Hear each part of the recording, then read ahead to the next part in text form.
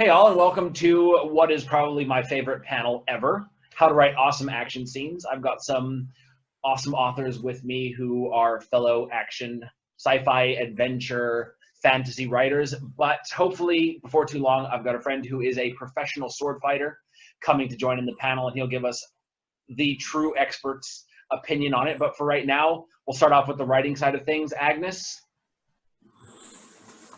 Hey everyone. Okay, so I am a young adult sci-fi fantasy writer, and I'm currently working on the Q16 series. Very cool. Very cool. Matt? Hi, I'm Matt Posner. I'm from Queens, New York, and a Brooklyn high school teacher. And I write all sorts of things, including fantasy. My fantasy contributions come from the School of the Ages series, which is about America's greatest magic school. And my most recent novel is a novel about professional wrestling in the 1980s called Square Circle Blues. Awesome. So I'm going to start off with Agnes because you're a fellow fantasy writer. We all are. But what is your thoughts when you're writing an action scene? How do you approach the scene? I sort of approach it the way I would a movie, if that kind of makes any sense. My background actually was screenwriting and just film in general. That's what I originally went to school for. So a lot of what I write, I kind of picture as movie scenes. And I also did a bit of dance, so the coordination also comes in there, as strange as it might sound. But there's you can play a lot off of the two. So whenever I'm writing, I always kind of picture everything scene by scene as I'm doing it. And that kind of helps me whenever I'm kind of trying to coordinate what's going on in my head, where somebody's going to end up with, how much of an impact a certain blow is going to be if they're being hit by, say, a sword or something like that. So interesting. What about you, Matt? What's your approach to action scenes? Well, I kind of agree with what Agnes was saying about the cinematic way of thinking. So I do also think about stuff cinematically just to help me enjoy it more. Like I'm sort of writing a novel on paper and a screenplay in my head in a way. That being said, what I'm trying to do as an action scene writer is try to depict the point of view of the people who are involved with all of its limitations. So yeah, I am going for realism in a sense, even if it's about magic. I'm still going for realism in terms of what a person can and cannot know at that time, and what would and would not happen in a fight within the limitations of, what their abilities are and what human limitations are.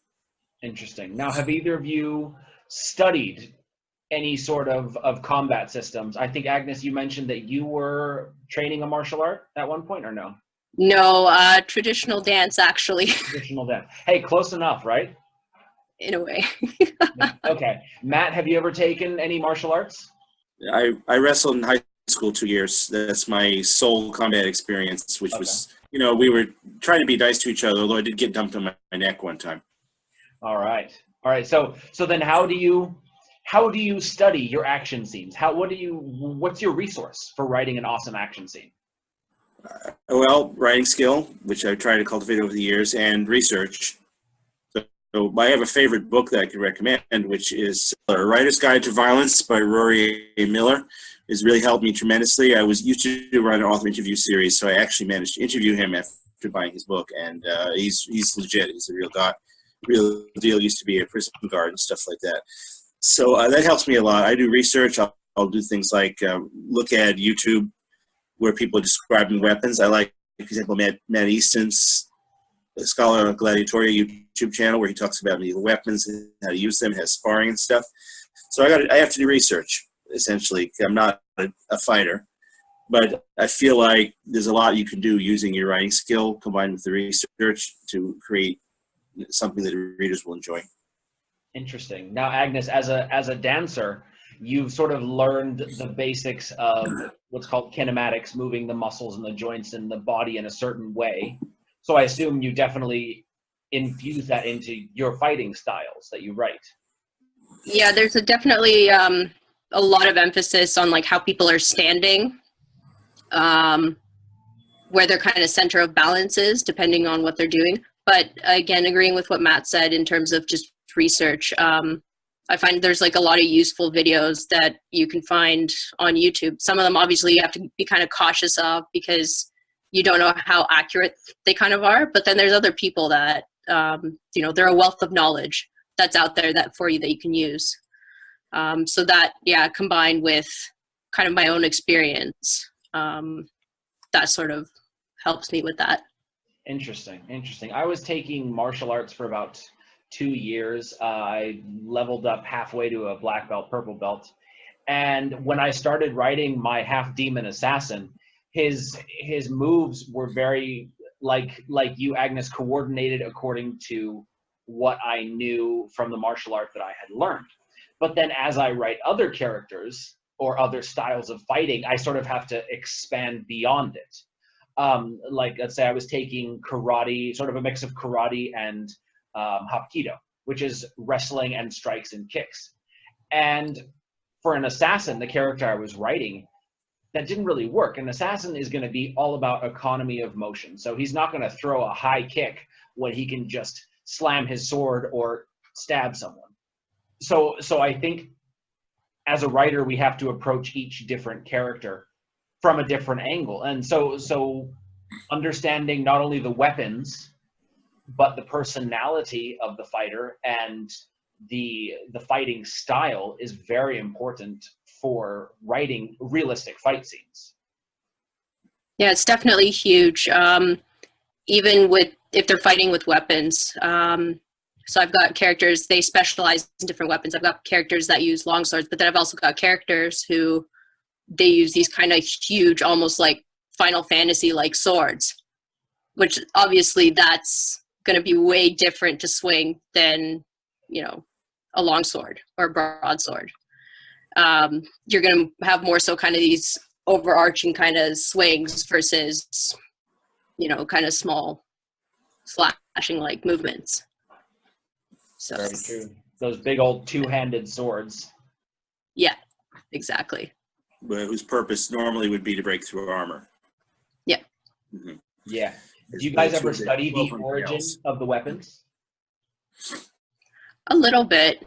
Like, I mean, if you could see from the corner, I've kind of got one of my swords up there. It's one of my hobbies. I collect swords. So actually, I was watching yesterday a video on points of balance. So depending on the kind of sword you have, your point of balance is actually different. It's not like what they showed you in Pirates of the Caribbean where Will Turner's balancing the sword and it's like right at the hilt. Apparently it's completely wrong. It would actually be a lot further out. So Matt, do you ever research the weapons that your characters use? I do. I don't write as much about weapon combat as I would about magical or hand-to-hand combat. So, but when, as I said, I will research that because I want to understand how they're properly used. And also, for example, in the case of, I had a book in which the character had a certain type of a saber, and I actually made it up just on my knowledge of history, but not so much on my knowledge of the weapon. So then I had to go after and try to figure out how does this weapon work, how long is it, and he fights with the saber against a guy who's using an urumi, which is an Indian martial arts weapon, and it's like a flexible sword, kind of like a sword whip combination. So, well, how do you actually use those, and could a regular sword stand up against one? So, you know, I had to look and find out what the weapons were about. And again, for me, YouTube is the main way to research that, to watch people actually fighting with them and try to observe what they're doing. Very interesting. Oh, looks like we've got Nathan joining us. Nathan, thank you so much for participating. Hey, man, how are you? Very good, very good. Good to see you again. We've been riffing a little bit about the writing side of things, but let's talk about the actual fighting side of things. Okay. Do you have any resources that you would recommend for people who want to study actual combat systems, like legitimate ones, not the movie styles or what you see people showing off with? There's a website called Wiktenauer, like Wikipedia. It's spelled Wiktenauer, I believe. Okay. And Wiktenauer is an online compilation of all of the resources that we have documented and translated for Western martial arts, whether it's like a German longsword or an Italian or Spanish rapier or Swedish military saber. I heard you talking about saber just a moment ago. Yeah, so like cavalry saber is the one I happen to be using. Yeah. So this resource has a lot of information, and they're all historical documentations. You know, they're Swedish military saber manuals that they gave their soldiers, or their manuals that rapier dueling masters use to teach their students, etc., etc. That's so cool. I'm gonna Stuff like that. I'm gonna post a link to that website Yeah. down below, because that's something I know I'm gonna go and read the shit out of it. Yeah, exactly. A great resource tool. Yeah. That's very good. Now, when I write an action scene, I try to not only describe the characters' movements, but also their reactions and then the way they're feeling. Nathan, when you fight, is it instinctive, or can you think about what you're doing? You can think about what you're doing as you formulate a plan of attack. But once you engage with your opponent, then you just have to either your plan has worked properly, or you have to rely on your reflexes to get you out of that situation so that you can approach it again and try and plan again. Like there are certain ways with the longsword that you can strike, which they close off certain angles and they put certain degrees of pressure on weapons that cause the other guy to not be able to fight back very easily, unless you miss or something like that. So I could, for example, plan to strike your sword at just a particular point that would allow for a setup for a following action. And if that works, then cool, you're dead, I win, everything's good. But if it doesn't work and then you come out swinging too, I have to instantly recognize that I'm about to get hit, revert back to defending myself until I can disengage, and then make another plan and come back again in a minute. That is very cool. Do you guys and my own personal way of fighting, what I like to do a lot is I like to spend a good minute or so kind of feeling out my opponent, moving in and out of their range, defending myself, letting them take strikes at me, with me only focusing on defending myself, because that allows me to gather information about them. It allows me to figure out what their range is, how fast they move, what kind of angles they like to attack from, how quickly they can recover after they make a strike. And once I have that information, then it's much easier for me to go in for the kill, because I know a much better idea about what their limitations and strengths and weaknesses are. How would it be different if you were fighting for your life? I would be much more cautious. I mean, I would probably take more than a minute to figure it out. And a bonus point to fighting like that is that it frustrates your opponent, because if Andy swings a sword at me and I parry it, then there's a subconscious recognition on his part. I'm a good fighter, I made a strike, but he's also a good fighter, so he blocked it, right? But if he makes a strike and I just jump out of the way, and I do that several times, he's swinging at nothing and he begins to feel really dumb. And when he's dumb and he gets frustrated, then holes in his defense that existed before that may have been too small for me to realize, they become magnified and he becomes more prone to making mistakes. But I've heard that in that type of fighting, dodging is more common than parrying. Is that your experience? Yes. Yeah. I mean, yeah, absolutely. Because parrying can lead to follow-up things, like I was saying earlier about, I could make a strike at a guy's sword and know that he's going to parry in a particular way that will, if I'm expecting it, that will allow me to follow up with a thrust or something like that. So if he just moves out of the way, then I can't do anything. Interesting. Now let me ask you this, Nathan. In every fantasy novel, sci-fi novel, you're the hero, the villain, whoever, they've trained in a certain style of combat. And yet they against someone who has a totally different style of combat. how do you as a fighter adapt to a different, like a completely foreign style of combat? Have you ever faced someone who fights totally different? So styles of combat are less of an issue than different weapons. Like in what I do, I use the German longsword, which is about, I don't know, it comes up to my armpit. So I can't think right now how tall it is. It's a two-handed sword, not as big as like a claymore or a great sword or something like that, but it's fairly tall. And then there's another kind of weapon called a sword and buckler, which is just a shorter one-handed sword and a small round shield. And it's a completely different game going up against a different set of weapons than it is going up against someone who's trained in German longsword versus Italian longsword, because the weapons will move the same across systems. They may have a few nuances that, like, you know, maybe the Italian guys like to come from different angles or something like that, but the weapon is still the same and the weapon moves the same. Like, a good way to illustrate this is wrestling. I don't know if any of you guys have ever looked at any wrestling or trained in any wrestling, but across all cultures, across all continents, the human body moves the same way. And so wrestling ends up being very similar when you look at wrestling texts and manuals in the Philippines to wrestling in Spain to wrestling in Germany. It's all very similar because an arm bar is an arm bar no matter where you are, kind of thing, and it works all the same way. And similarly, the weapons, you know, a German longsword guy against an Italian longsword guy, the weapons there's only a certain number of effective ways to move the weapon, kind of thing.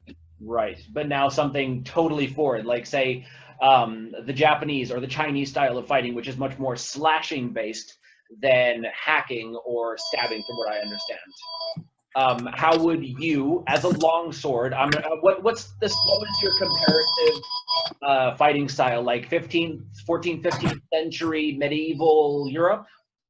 Yeah, 15th and 16th century is where we get most of our manuscript information from Germany. So then now let's say you faced a 17th, 18th century Chinese warrior equivalent with, I don't remember the name of the sword, but it's very much a slashing weapon, and it's about those lightning strikes and the much more synergistic movements. How would you, a medieval knight, respond to that or adapt to that? Well, the first thing that like I would have to do is I would have to analyze the fight, recognize that they're making mostly slashing strikes, observe the fact that their weapon is a slashing weapon, and therefore deduce that they're not used to thrusts. And so maybe if they're not used to thrusts, maybe if they come from a culture where thrusting doesn't happen, then that can be something that would be completely unknown to them on how to handle. And so I would try to build up, as I'm analyzing the situation and trying to build a game plan, I would build up my strategy around exploiting the fact that they may not have as much experience dealing with thrusts as I do dealing with slashes. Interesting. So you sort of develop a pattern recognition, I guess, to analyze. Yeah, exactly. Interesting. Do either of you guys, Agnes or Matt, have any questions or any comments you want to add? I'm curious. Oh, sorry. I'm curious to know how important footwork is when you're fighting your opponent. Is that something that you consciously pay attention to, or is that just something that kind of comes naturally? At my point, because I've been doing fencing or this kind of fencing for about 7 years now, my footwork is very much natural, but it is extremely important. Just because it's almost second nature doesn't diminish how important it is. One reason is, like, with us, we're allowed to come to wrestling distance if we can. If one guy can get into range to wrestle safely without getting hit, then that's totally legal. And if my feet are crossed up like this, and he decides he's going to rush me, then I fall down to the ground. But if my feet are instead like this, and I'm moving like this instead of crossing like this back and forth in order to move to the side, then he decides to rush me. I've got a firm base established anyways, and I can more easily adapt to that situation. Footwork is extremely important, and I've taught a number of seminars in a number of countries about the importance of footwork and reading your opponent. and using your feet to kind of screw with them in a way. One of the things that I tell my guys a lot is that you can use footwork to kind of cheat distance. So there's a range where I can't hit you and you can't hit me without either one of us taking a step. If both of us are trying to analyze the situation and see what's going on, if I move forward in an aggressive way in order to get that range to strike you, you will immediately move backwards because you're not ready for an attack and you want to keep that distance the same. That's what generally happens. However, if I move in at about a 45-degree angle, not straight in and not straight to the side, but about 45 degrees, I get enough range on you to now be able to strike you, but you don't realize how much range I've gained because I didn't move straight in. That's pretty So cool. you can use footwork to be very, very, very deceptive and sneaky. That's awesome. Sort of like the classic Muhammad Ali shuffle. And the footwork draws the eyes downward, so that for that split second they take their attention off your shoulders and your arms, so that they don't see what you're doing, and so you can make that lightning. Yeah. Very similar.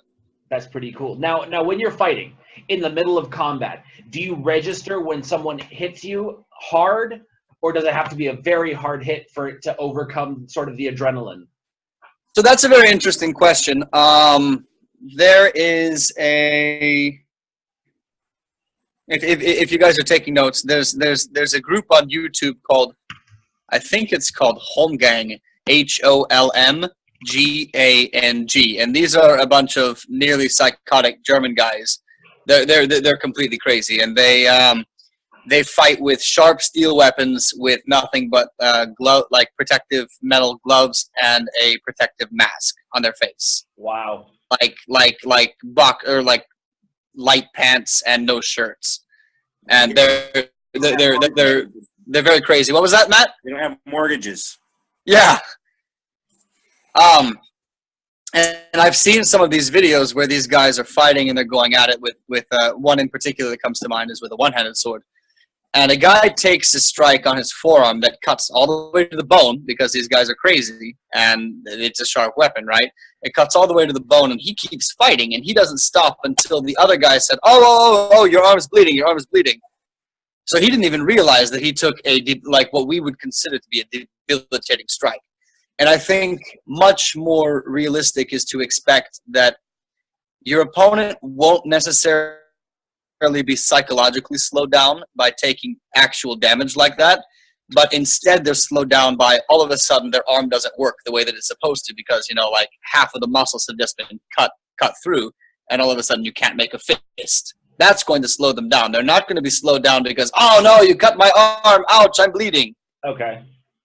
That matches what I've seen other places. I actually have in one of my novels, somebody gets shot in the shoulder, and it's not that bad, but he's keeps doing his things until he passes out because it's more important to him to continue saying what he's saying and so on.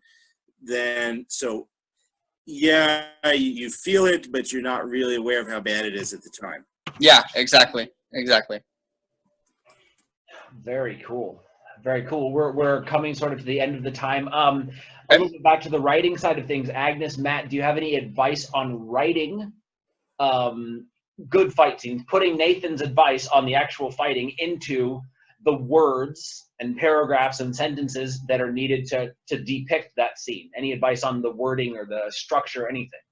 I think that you want to have what we call short sentences, as declarative sentences and compound sentences. So you have a main clause or a main clause and a conjunction and another main clause. Rather than having what we might call periodic or cumulative sentences, we add a lot of details with phrases and clauses.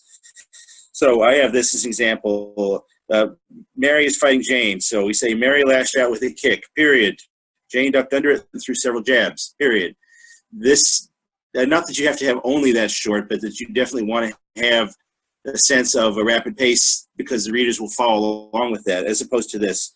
Mary, enraged about Jane's cruel treatment of Rosalie, her hair streaming wildly behind her, lashed out, her kick dagger sharp. This is a cumulative sentence where I'm adding in a bunch of extra details, which is good writing in some places, but in action scene, that's too slow. So definitely in terms of writing, you want to have the shorter, faster moving sentences to create the same kind of pace that the fight would have. Very cool. Agnes? I'd definitely say study and read other fight scenes. That's like key. You need to be kind of aware of what some of the trends are. One author that I definitely recommend, and I'm sure probably all of us here have heard of him, is R.A. Salvatore. His writing scenes, they're very vivid. You're able to see everything as it's going on. And he's definitely one of those authors where I would recommend, read some of his stuff to see how to kind of maybe write an action scene that's very, very cinematic, I guess. Very cool. Is that more entertaining, more accurate? What was that, Matt? More entertaining or more realistic, Salvatore? Yeah. Nathan, have you read any fantasy or sci-fi books that you say, oh, this action scene construction is awesome? I haven't really. My preferred genres of reading are like classics or like murder mystery kind of thing. So I haven't really gotten into that. But I will say I don't know if it's a book itself or if it's a series called The Glass Blade. Have any of you heard of that? Sounds familiar. It's written by a friend of mine who lives in Seattle, and he is also a HEMA guy like me, who is also an author. Oh, wow. So it may be worth taking a look. I can find the information and send it to you on Facebook, Andy. It may be worth taking a look at that to kind of get an idea how somebody with a lot of this kind of experience, who is also an author, writes in their own fight scenes. That would be super cool. And one last question for you, Nathan. The classic fantasy cliche is, the fight scene that just drags on, for hours. The hero and the villain are hacking at each other. Total bullshit. As a boxer, you can go 3 minutes at full intensity and then you die. Yeah. As a fighter, what do you think is a realistic length of actual combat? How long can someone go before they just drop? Well, so it depends on how you're taking it. I would say like the extreme is maybe 10 minutes, maybe a 10-minute one-on-one fight. But we have an advantage versus like boxing because boxing has much higher energy output than what we do. Yeah. We go in short bursts and then we back out. Like I said, we back out a distance and we can regain our breath a little bit. It's not like a sword fight doesn't play out like flurry after flurry after flurry and parry, parry, parry, strike, strike, parry, strike, parry, strike. That doesn't really happen. I think the highest number of exchanges back and forth that I've ever gotten to in a sparring or fencing match is like 6. And that's like I strike at them and they parry and then they strike 2 at me and I parry them both and then I strike back like maybe like 6 times at the most. And that's extremely rare. Usually it's like 2 to 3 before somebody gets hit or both people realize it's time to leave because we're going to both die. So yeah, I would say at the most maybe 10 minutes, but much more common is maybe 2 or 3. Because with the swords you get hit once, and like I said, unless it's a kill shot, you get hit once and you're going to be slowed down a lot because all of a sudden your muscles don't work. You're losing blood. So you won't die immediately, but you take an arm like a slash into this shoulder knee, your arm is shot, and you're going to die in the next couple of minutes. Right, but then now let's say armor, a classic medieval suit of armor. Could you go a full 10 minutes, or would it be more like 3 or 4 because of the weight? So armor works in a funny way. This might actually be something very useful to you guys. Actual historical armored fighting has almost no slashes because they're not going to do any damage at all. There's a particular kind of way of holding a longsword called half swording, which is where you have like your hand on the grip and the other hand halfway down the blade. Half swording, magical, crazy. And your point with armored combat is to get this extreme point control through the half swording, and you can drive your tip into the chinks in the armor, in through where the neck is, up through the armpits, all of these holes where the armor doesn't cover because you have to be able to move. There is almost no slashing in armored combat because, like I said, it doesn't do very much. Like you and I could stand there for probably 20 minutes and just hack on each other, and nobody would die. Well, like with plate armor, didn't they? Wasn't like it's so protected that they basically just had to pound away at their opponent to sort of weaken him, like give him a concussion or break an arm because plate armor was so heavy and thick and protective? That is, yes, but they wouldn't do it with the blade. They would either use like a warhammer or a mace, or they would use the cross guard. There's in fact a particular type of technique that in one of those resources that I was telling you about earlier called the murder strike, and it shows two knights or one knight holding his sword by the blade, and so he's now got the pommel and the cross guard in the air, and his goal is to bring this down on the other guy's temple like a hammer. Wow. Just to like completely disorient him if it doesn't pierce through the helmet and kill him. That's awesome. Well, we are out So, of time, sadly. yeah. Thank you guys so much for joining in. Nathan, Matt, Agnes, if you guys want to find out more about these awesome panelists, check the link below. Have a good one.